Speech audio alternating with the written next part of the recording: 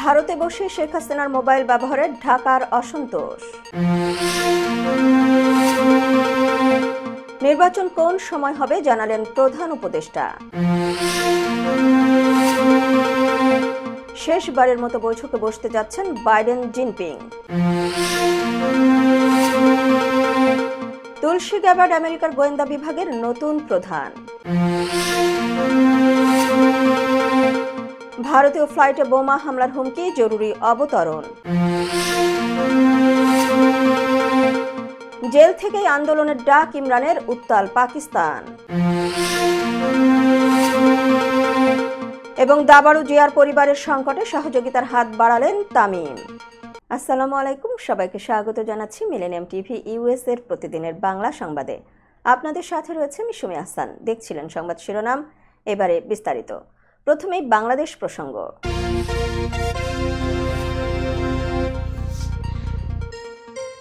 দিল্লিতে অবস্থান করা সাবেক প্রধানমন্ত্রী শেখ হাসিনার মোবাইল ফোন ব্যবহার বা বিবৃতি দেওয়া ভালোভাবে দেখছে না অন্তর্বর্তী সরকার। বৃহস্পতিবার এক ব্রিফিংয়ে এ তথ্য জানান পররাষ্ট্র মন্ত্রণালয়ের মুখপাত্র তৌফিক হাসান। পররাষ্ট্র মন্ত্রণালয়ের মুখপাত্র বলেন, সাবেক প্রধানমন্ত্রী ভারতে থেকে মোবাইল ফোন ব্যবহার বা বিবৃতি দিচ্ছেন, তা ভালোভাবে দেখছে না ঢাকা। এটি দিল্লিকে বারবার জানানো হয়েছে। এখনো পর্যন্ত দিল্লি থেকে আনুষ্ঠানিকভাবে কিছুই জানানো হয়নি। তৌফিক হাসান বলেন, শেখ হাসিনা ভারতীয় গণমাধ্যমে যেভাবে বক্তব্য বিবৃতি দিচ্ছেন তা পছন্দ করছে না অন্তর্বর্তী সরকার। ভারতকে অনুরোধ করা হয়েছে শেখ হাসিনা যেন ভারতে বসে বক্তৃতা বা বিবৃতি দিতে না পারে। ভারতীয় রাষ্ট্রদূত জানিয়েছিলেন বিষয়টি তারা দেখবেন। বিগত আওয়ামী লীগ সরকারের কতজন ভারতে অবস্থান করছেন সে সংখ্যা এখনও পররাষ্ট্র মন্ত্রণালয় জানে না বলেও জানান তিনি। গত 5 আগস্ট ছাত্র জনতার তীব্র গণ আন্দোলনের মুখে প্রধানমন্ত্রীর পদ থেকে পদত্যাগ করে দেশ ছাড়েন শেখ হাসিনা। তিনি বর্তমানে দিল্লিতে অবস্থান করছেন। সরকার ক্ষমতাচ্যুত হওয়ার পর শেখ হাসিনার নামে দেশের বিভিন্ন স্থানে শতাধিক হত্যা মামলা হয়েছে। আন্তর্জাতিক অপরাধ ট্রাইব্যুনালেও তার বিরুদ্ধে অনেকগুলো হত্যা ও গুমের অভিযোগ এসেছে। এসব অভিযোগের প্রেক্ষিতে শেখ হাসিনার নামে গ্রেফতারি পরোয়ানা জারি করেছে ট্রাইব্যুনাল। দেশ ছাড়ার পর শেখ হাসিনা এখনও কোনো দেশি বা বিদেশি গণমাধ্যমের সামনে আসেননি। তবে বাংলাদেশ আওয়ামী লীগের ভেরিফাইড ফেসবুক পেজ থেকে তার নামে বিবৃতি প্রকাশ করা হয়েছে। অন্যদিকে দলীয় নেতাকর্মীদের সঙ্গে তার কথিত কথোপকথনের অডিও সামাজিক যোগাযোগ মাধ্যমে ফাঁস হওয়ার ঘটনাও ঘটেছে। অন্তর্বর্তী সরকারের মেয়াদ যত কম হয় ততই ভালো বলে মন্তব্য করেছেন প্রধান উপদেষ্টা ডক্টর মোহাম্মদ ইউনূস। বুধবার আজারবাইজানের রাজধানী বাকুতে COP29 সম্মেলনের ফাঁকে বার্তা সংস্থা এফপিকে দেওয়া এক সাক্ষাৎকারে এই মন্তব্য করেন তিনি। ডক্টর ইউনূস বলেছেন, নির্বাচনের আগে সংস্কার করা হবে, আর যত দ্রুত সংস্কার শেষ হবে তত তাড়াতাড়ি নির্বাচন অনুষ্ঠিত হবে। সরকারের গতি নির্ধারণ করবে কত দ্রুত সময়ে নির্বাচন হবে। সাক্ষাৎকারে প্রধান উপদেষ্টা জানান, যত দ্রুত নির্বাচন দেওয়া যায় সে পথেই রয়েছেন তারা। দায়িত্ব নেওয়ার সময় অন্তর্বর্তী সরকারের মূল লক্ষ্যই ছিল দেশকে ভোটের জন্য প্রস্তুত করা। তবে সব পক্ষে ঐক্যমত্যে সংস্কার আগে শেষ হতে হবে, আর তা সম্পন্নের সঙ্গে সঙ্গেই দেওয়া হবে নির্বাচন। প্রফেসর ইউনূস জানিয়েছেন, শেখ হাসিনার পতনের পর ক্ষমতা নিয়ে তিনি কথা দিয়েছিলেন বাংলাদেশকে গণতান্ত্রিক দেশের দিকে নিয়ে যাবেন, আর সেই কথা তিনি রাখবেন। ডক্টর ইউনূস বলেন, এটি একটি ওয়াদা। আমরা এই ওয়াদা করেছিলাম যে যত দ্রুত নির্বাচনের জন্য আমরা প্রস্তুত হব, আমরা তত দ্রুতই নির্বাচন দেব, যেন নির্বাচিতরা ক্ষমতা নিতে এবং দেশ চালাতে পারে। তিনি জানিয়েছেন, সংবিধান, সরকারের গঠন, সংসদ এবং নির্বাচনী আইনে যেসব প্রয়োজনীয় সংস্কার আনা হবে সেগুলোতে সবার দ্রুত সময়ের মধ্যে একমত হতে হবে, যেন তারা দ্রুত ক্ষমতা হস্তান্তর করতে পারেন। ডক্টর ইউনূস বলেন, আমরা হলাম অন্তর্বর্তী সরকার, তাই আমাদের মেয়াদ যত কম হওয়া সম্ভব তত কম হওয়া উচিত। দর্শক, এবারে দেখবেন যুক্তরাষ্ট্র সংবাদ।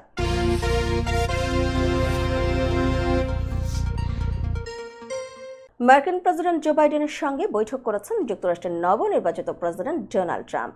স্থানীয় সময় বুধবার হোয়াইট হাউস তাদের এই বৈঠকটি অনুষ্ঠিত হয়। খবর রয়টার্সের। দীর্ঘদিনের রাজনৈতিক প্রতিদ্বন্দ্বী বাইডেন ও ট্রাম্প, বিভিন্ন নীতি নিয়ে গভীর মতবিরোধ রয়েছে দুজনের।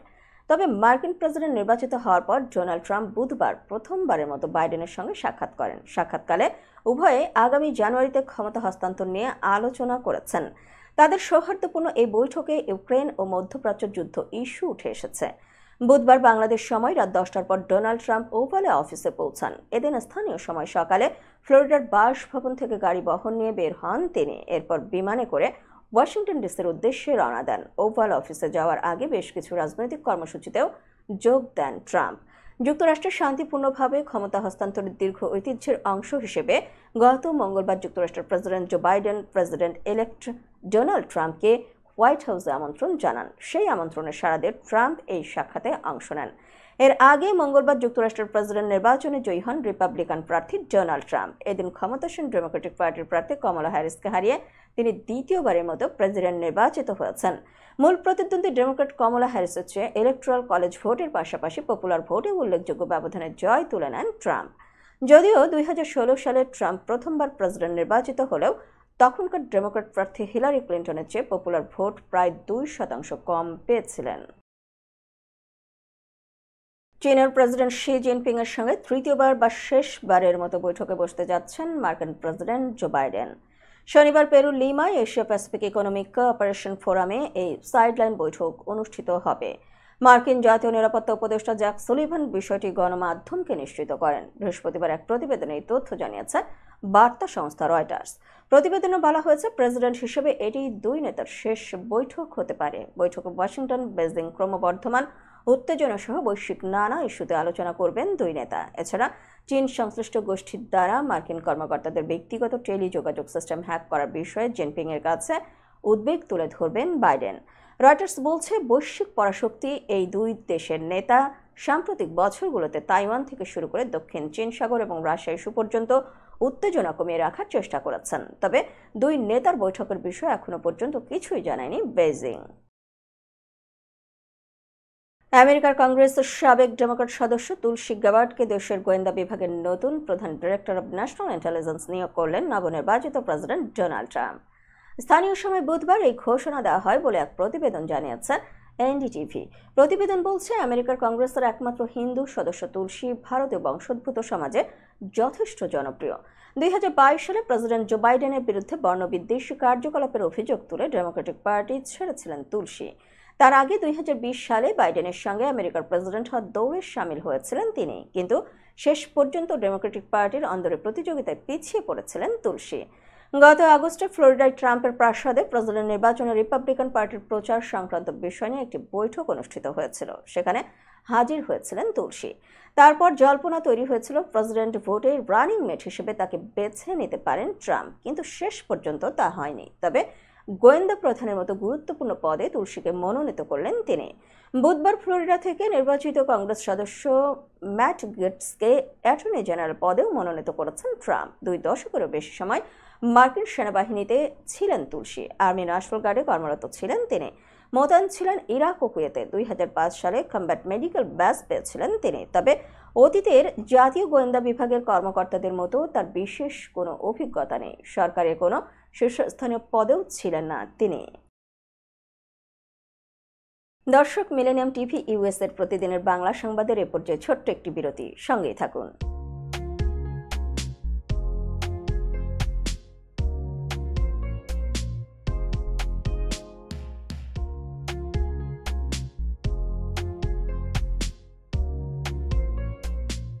কি ব্যাপার, অমন মূর্তির মতো করে দাঁড়িয়ে আছো কেন? পাগল হয়ে গেলে নাকি? প্র্যাকটিস করছি। কি প্র্যাকটিস করছো? কেন, লিভিং স্ট্যাচুতে দাঁড়িয়ে কি করে ভিক্ষা করে দেখনি?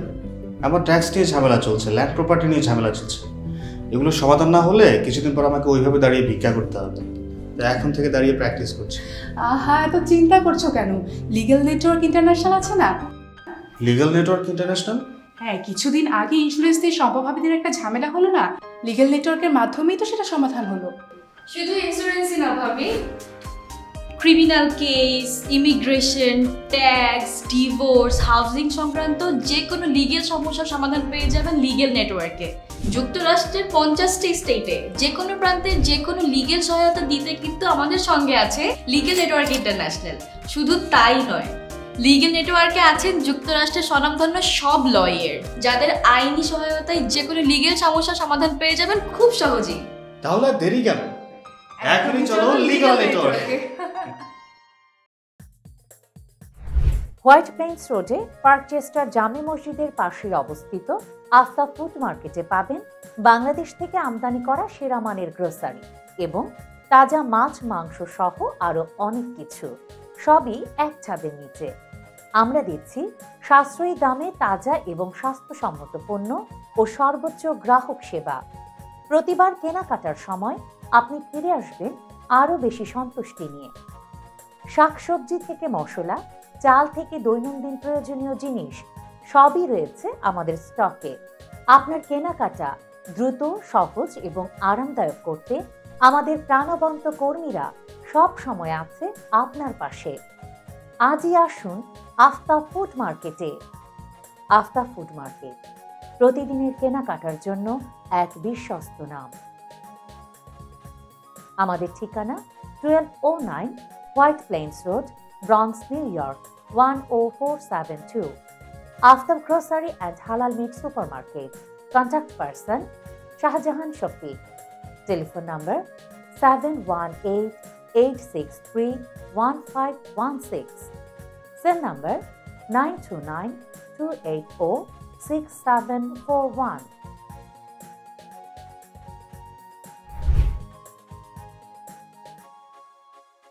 Bangla garden restaurant Bangladeshi, Indian, Pakistani এবং বিভিন্ন দেশের সুস্বাদু খাবারের স্বাদ পেতে সপরিবারে আজই চলে আসুন বাংলা গার্ডেন রেস্টুরেন্ট। বিয়ে, জন্মদিন, গায়ে হলুদ, সুইট 16 সহ বিভিন্ন সামাজিক অনুষ্ঠানে আমরা ক্যাটারিং করে থাকি। হালাল ফুড এবং বিচিত্র রকমের খাবারের স্বাদ পেতে আজই চলে আসুন বাংলা গার্ডেন রেস্টুরেন্ট। আমরা ফ্রি ডেলিভারি দিয়ে থাকি। খাবারের ভিন্নতা এবং মান নিয়ন্ত্রণে আমরা সর্বদা সচেষ্ট। Bangla garden restaurant, 1864 oyster Avenue, Bronx, new York 10472। Nishad trading একটি আন্তর্জাতিক মানের গার্মেন্টস প্রোডাক্ট আমদানি ও Information technology. IT. IT is wow. It's stuff your parents haven't even thought of yet. IT is moving. It's mixing, sharing, and more. IT is solving problem, thinking, and processing. IT is making money, saving lives, changing the world. It's a living, it's a life. IT is in your pocket. It's at your fingertips. It's here, there, and everywhere. IT is on CSI, in business, in the lab, it's in the hospital, on the radio, in the movies. Welcome to Concord IT Development, Total IT Solution. Our services: web development, dynamic web solution, application development, domain registration, web hosting, network solution. We are available on 37-47 73rd Street, Newark, USA. Concord IT Development, Total IT Solution. mntrading.com।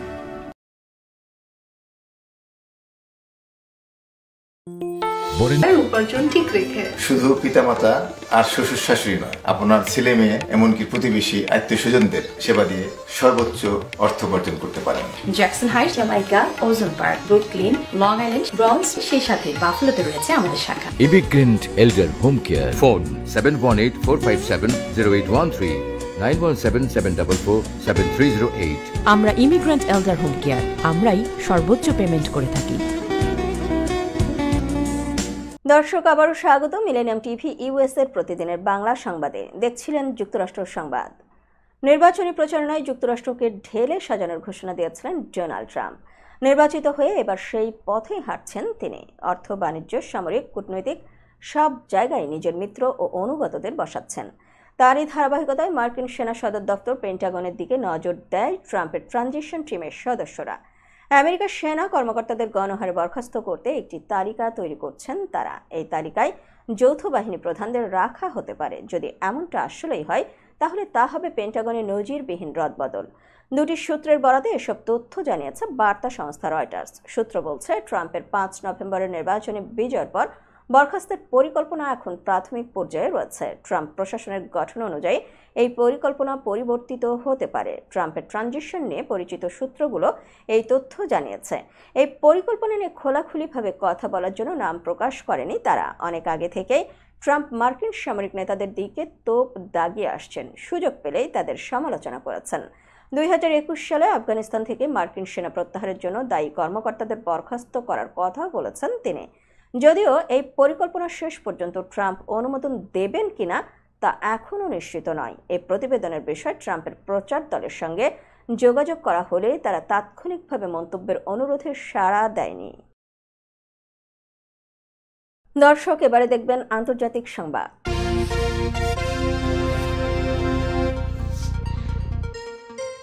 ভারতের নাগপুর থেকে কলকাতাগামী ইন্ডিগোর একটি ফ্লাইটে বোমা হামলার হুমকি দেওয়া হয়েছে। আজ বৃহস্পতিবার সকালে হামলার হুমকি আসার পর ছত্তিশগড়ের রাজধানী রায়পুরে জরুরি অবতরণ করা হয় ফ্লাইটটি।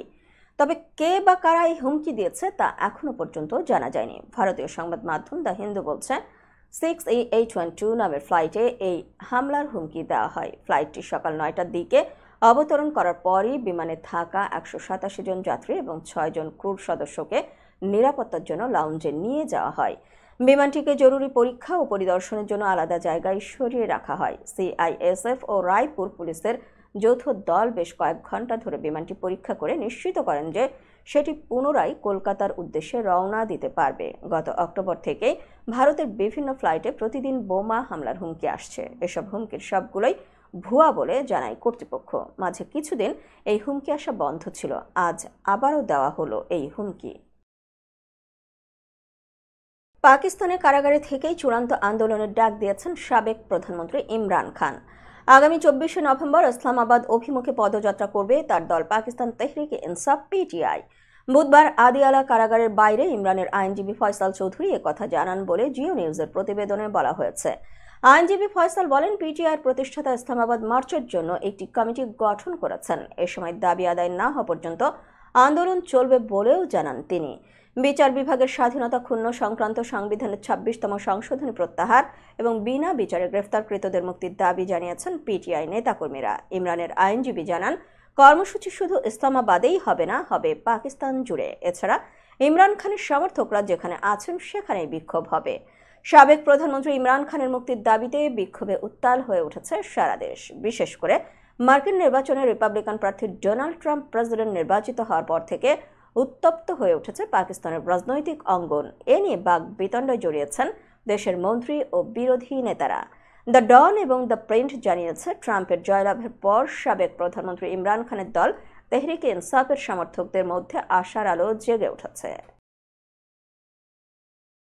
দর্শক, এবারে দেখবেন প্রতিনিধি সংবাদ।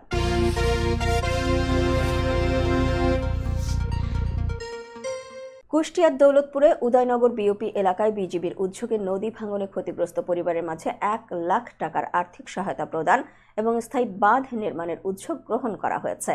আমাদের প্রতিনিধি মোশাররফ হোসেন জানান, বুধবার কুষ্টিয়া ব্যাটালিয়ন 47 বিজিবির দায়িত্বপূর্ণ দৌলতপুর উপজেলার উদয়নগর বিওপি পরিদর্শন করেন দক্ষিণ পশ্চিম রিজিয়নের region commander brigadier general Mohammad Humayun Kabir PSC. পরিদর্শনকালে তিনি পদ্মা নদীর ভাঙনের ভয়াবহতা পর্যবেক্ষণ করেন এবং স্থানীয় জনগণকে বিজিবির পক্ষ থেকে সাধ্য অনুযায়ী সর্বাত্মক সহযোগিতা প্রদান করার আশ্বাস প্রদান করেন। পরবর্তীতে তিনি নদী ভাঙনে ক্ষতিগ্রস্ত এবং হতদরিদ্র 4টি পরিবারের মাঝে 60,000 টাকা এবং 2টি পরিবারের মাঝে 40,000 টাকা করে সর্বমোট 1 লাখ টাকা আর্থিক সহায়তা প্রদান করেন, যা বিজিবির মানবিক সহায়তা কার্যক্রমের অংশ। এ সময় উপস্থিত ছিলেন কুষ্টিয়া সেক্টর সদর দপ্তরের sector commander colonel Mohammad Maruful Abedin, BGOM এবং কুষ্টিয়া ব্যাটালিয়নের অধিনায়ক lieutenant colonel Mohammad Mahbub Morshed Rahman PSC সহ অন্যান্য কর্মকর্তাবৃন্দ। উল্লেখ্য, 7 নভেম্বর কুষ্টিয়া পানি উন্নয়ন বোর্ডের মহাপরিচালক মোহাম্মদ আমিনুল হক ভুইয়া কুষ্টিয়া সফরকালে কুষ্টিয়া ব্যাটালিয়নের অধিনায়ক lieutenant colonel Mohammad Mahbub Morshed Rahman PSC তার সাথে সৌজন্য সাক্ষাৎ করেন। এ সাক্ষাতে নদী ভাঙন প্রতিরোধে স্থায়ী বাঁধ নির্মাণের প্রয়োজনীয়তা নিয়ে আলোচনা হয়। উক্ত আলোচনায় মহাপরিচালক মহোদয় দ্রুত পদক্ষেপ নেওয়ার আশ্বাস প্রদানের পাশাপাশি তাৎক্ষণিকভাবে উপস্থিত সংশ্লিষ্ট কর্মকর্তাদের প্রয়োজনীয় নির্দেশনা প্রদান করেছেন, যার অংশ হিসেবে নদী ভাঙনের হাত থেকে উদয়নগর বিওপি এবং এর পার্শ্ববর্তী এলাকার অস্তিত্ব রক্ষায় ইতোমধ্যে 370 মিটার নদী তীরবর্তী অংশে 53,357টি জিও ব্যাগ এবং 1,591টি টিউব ব্যাগ ফেলা সম্পন্ন হয়েছে। আরও 173 মিটার অংশে জিও ব্যাগ এবং টিউব ফেলার কার্যক্রম চলমান রয়েছে।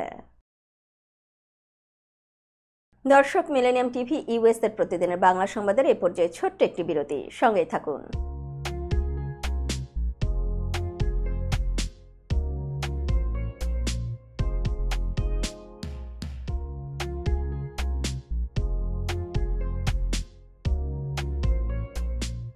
কি ব্যাপার, অমন মূর্তির মতো করে দাঁড়িয়ে আছো কেন? পাগল হয়ে গেলে নাকি? প্র্যাকটিস করছি। কি প্র্যাকটিস করছো? কেন লিভিং স্ট্যাচুরে দাঁড়িয়ে কি করে ভিক্ষা করে দেখনি? আমার ট্যাক্স নিয়ে ঝামেলা চলছে, ল্যান্ড প্রপার্টি নিয়ে ঝামেলা চলছে। এগুলো সমাধান না হলে কিছুদিন পর আমাকে ওইভাবে দাঁড়িয়ে ভিক্ষা করতে হবে। তাই এখন থেকে দাঁড়িয়ে প্র্যাকটিস করছি। আহা, এত চিন্তা করছো কেন? লিগ্যাল নেটওয়ার্ক ইন্টারন্যাশনাল আছে না? Legal network international? হ্যাঁ, কিছুদিন আগে ইন্স্যুরেন্স দিয়ে সম্পভাবীদের একটা ঝামেলা হলো না, লিগ্যাল নেটওয়ার্কের মাধ্যমেই তো সেটা সমাধান হলো। শুধু ইন্স্যুরেন্সই না ভাবি, criminal case, immigration, tax, divorce, housing সংক্রান্ত যে কোনো লিগেল সমস্যার সমাধান পেয়ে যাবেন লিগেল নেটওয়ার্কে। যুক্তরাষ্ট্রের 50টি স্টেটে যে কোনো প্রান্তে যে কোনো লিগেল সহায়তা দিতে কিন্তু আমাদের সঙ্গে আছে লিগেল নেটওয়ার্ক ইন্টারন্যাশনাল। শুধু তাই নয়, লিগেল নেটওয়ার্কে আছেন যুক্তরাষ্ট্রের স্বনামধন্য সব লয়ার, যাদের আইনি সহায়তায় যে কোনো লিগেল সমস্যার সমাধান পেয়ে যাবেন খুব সহজেই। তাহলে দেরি কেন? এখনই চলো লিগ্যাল নেটওয়ার্কে। হোয়াইট প্লেন্স রোডে পার্কচেস্টার জামে মসজিদের পাশে অবস্থিত আফতাব ফুড মার্কেটে পাবেন বাংলাদেশ থেকে আমদানি করা সেরা মানের গ্রোসারি এবং তাজা মাছ মাংস সহ আরো অনেক কিছু, সবই এক ছাদের নিচে। আমরা দিচ্ছি সাশ্রয়ী দামে তাজা এবং স্বাস্থ্যসম্মত পণ্য ও সর্বোচ্চ গ্রাহক সেবা। প্রতিবার কেনাকাটার সময় আপনি ফিরে আসবেন আরো বেশি সন্তুষ্টি নিয়ে। শাকসবজি থেকে মশলা, চাল থেকে দৈনন্দিন প্রয়োজনীয় জিনিস সবই রয়েছে আমাদের স্টকে। আপনার কেনাকাটা দ্রুত, সহজ এবং আরামদায়ক করতে আমাদের প্রাণবন্ত কর্মীরা সব সময় আছে আপনার পাশে। আজই আসুন আফতাব ফুড মার্কেটে। আফতাব ফুড মার্কেট, প্রতিদিনের কেনাকাটার জন্য এক বিশ্বস্ত নাম।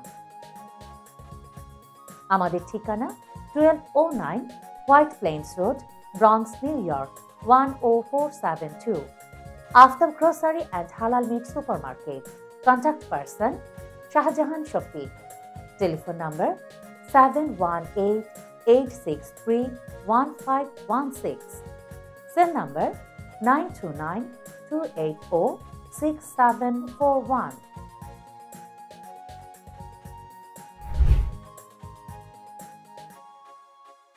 Bangla garden restaurant Bangladeshi, Indian, Pakistani এবং বিভিন্ন দেশের সুস্বাদু খাবারের স্বাদ পেতে সপরিবারে আজই চলে আসুন বাংলা গার্ডেন রেস্টুরেন্ট।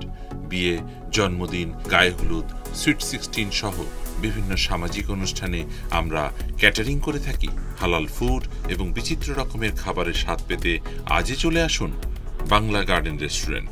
আমরা ফ্রি ডেলিভারি দিয়ে থাকি। খাবারের ভিন্নতা এবং মান নিয়ন্ত্রণে আমরা সর্বদা সচেষ্ট।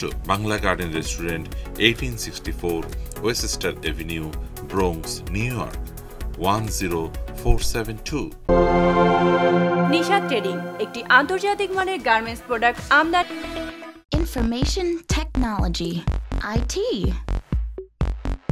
IT is wow. It's stuff your parents haven't even thought of yet. IT is moving, it's mixing, sharing, and more. IT is solving problem, thinking, and processing. IT is making money, saving lives, changing the world. It's a living, it's a life. IT is in your pocket, it's at your fingertips. It's here, there, and everywhere. IT is on CSI, in business, in the lab, it's in the hospital, on the radio, in the movies. Welcome to Concord IT Development, total IT solution. Our services: web development, dynamic web solution, application development, domain registration, web hosting, network solution. We are available on 37-47 73rd Street, Newark, USA. Concord IT Development, total IT solution. MN Trading.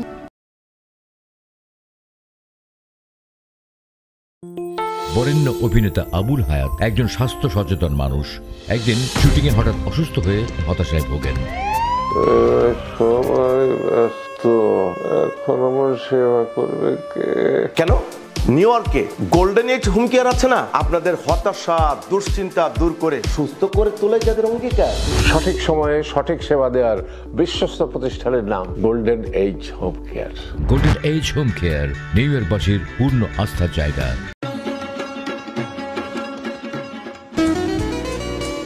আমার কথা একটাই, immigrant এল্ডার home care. বয়স যাই হোক, আপনিও আপনার প্রিয়জনকে সেবা দিতে পারেন উপার্জন ঠিক রেখে। শুধু পিতামাতা আর শ্বশুর শাশুড়ি নয়, আপনার ছেলে মেয়ে এমনকি প্রতিবেশী। আর তা বিশ্বকবি রবীন্দ্রনাথ ঠাকুরকে অবমাননার অভিযোগকে কেন্দ্র করে পশ্চিমবঙ্গের বঙ্গবাসী মহাসভা ফাউন্ডেশন থেকে সালমানের বিরুদ্ধে আইনি পদক্ষেপ নেওয়া হয়েছে এই অভিযোগে যে দ্য কপিল শর্মা শোতে রবীন্দ্রনাথ ঠাকুরের বিখ্যাত গান যদি তোর ডাক শুনে কেউ না আসে অপব্যাখ্যা করে উপস্থাপন করা হয়েছে।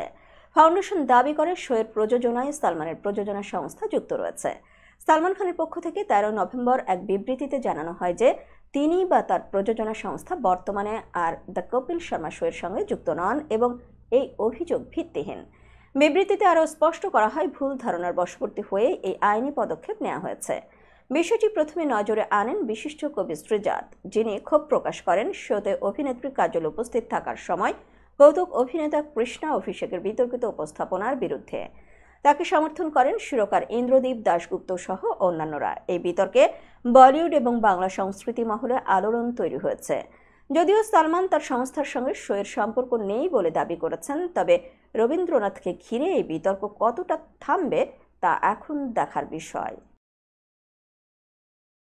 শোবিজ তারকাদের রাজনীতিতে অংশ নেওয়া বাংলাদেশের নতুন কিছু নয়। সম্প্রতি অন্তর্বর্তী সরকারের অধীনে প্রখ্যাত নির্মাতা মোস্তফা সরোয়ার ফারুকীকে সংস্কৃতি বিষয়ক উপদেষ্টা হিসেবে নিয়োগ দেওয়া হয়েছে।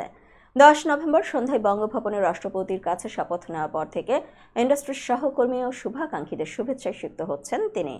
উপদেষ্টা হিসেবে দায়িত্ব নিয়ে ফারুকী সংস্কৃতির উন্নয়নে বিভিন্ন পরিকল্পনা হাতে নিচ্ছেন বলে জানা গেছে। ঢাকায় চলচ্চিত্রের আলোচিত অভিনেত্রী তমা মির্জা ভারতীয় একটি সংবাদ মাধ্যমে ফারুকীর এই পদ গ্রহণের বিষয়ে উচ্ছ্বাস প্রকাশ করেন। তিনি মনে করেন বিনোদন জগতের অভিজ্ঞ কেউ এ দায়িত্ব নিলে সরকারের কাছে সংস্কৃতি বিষয়ক নানা প্রস্তাবনা তুলে ধরা সম্ভব। তমার ভাষায় ফারুকী ভাই উপযুক্ত ব্যক্তি, সরকারের কাছে তিনি সংস্কৃতির ভালো মন্দ দিক তুলে ধরতে পারবেন। তমা দুই বাংলার মধ্যে সাংস্কৃতিক আদান প্রদানে ফারুকীর গুরুত্বপূর্ণ ভূমিকা রাখার আশা প্রকাশ করেন, বিশেষ করে ভিসা জটিলতা নিরসনের ক্ষেত্রে। তমা নিজেও ভিসা জটিলতার শিকার এবং তিনি বলেন শুধু কাজের জন্য নয়, দুই দেশের মধ্যে বন্ধুত্বপূর্ণ সম্পর্কের জন্য যাওয়া আসা প্রয়োজন। ফারুকীর দায়িত্ব গ্রহণের সংস্কৃতি, নাটক ও চলচ্চিত্র জগৎ থেকে ব্যাপক সমর্থন পাওয়া যাচ্ছে। দুই দেশের সাংস্কৃতিক সম্পর্ক উন্নয়নে তার অভিজ্ঞতা ইতিবাচক প্রভাব ফেলবে বলে আশা করছেন সহকর্মী ও শুভাকাঙ্ক্ষীরা। দর্শক, এবারে দেখবেন খেলার সংবাদ।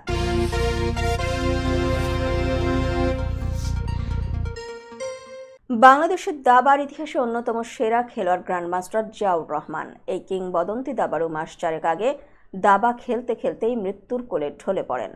তার মৃত্যুর পর অসহায় হয়ে পড়েছে একমাত্র সন্তান তাহসিন ও স্ত্রী লাবণ্য।